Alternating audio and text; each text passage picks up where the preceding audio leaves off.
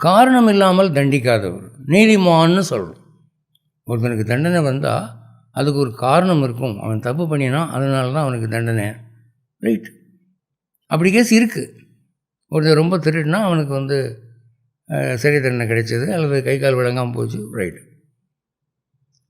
ஆனால் நிரபராதியாக இருக்கான், ஒருத்தன் அப்பாவியாக இருப்பான், அவனுக்கு ஆக்சிடெண்ட்டில் கால் போயிடும், அவனுக்கு கஷ்டம் வரும்.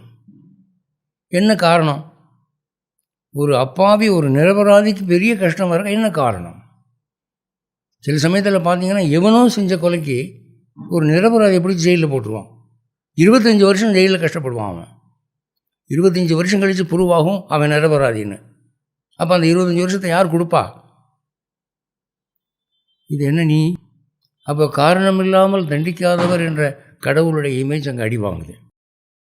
அடுத்து, நல்ல செயலுக்கு சன்மானம் அளிப்பவர்.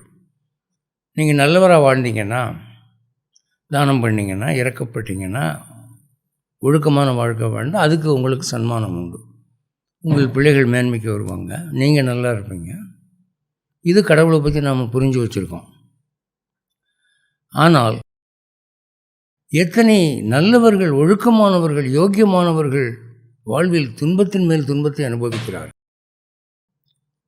கடல் அலைகள் வரிசையாக ஒன்றின் மீது ஒன்று வந்து மோதுவது போலே அவர்களுக்கு துன்பங்கள் வருகின்றன. சமயத்தில் அவன் தற்கொலை கூட பண்ணிக்கிறான். கடவுள் எங்கே, தர்மம் எங்கே, நீதி எங்கே, நேர்மை எங்கே என்று வெறுத்து போய் நாத்திகனாக மாறி செத்து போகிறான். அப்படி கேஸெல்லாம் இருக்கு இல்லையா? அப்போது இந்த நல்ல செயலை ஆதரிப்பவருங்கிற அந்த இமேஜ் அங்கே அடி வாங்குது.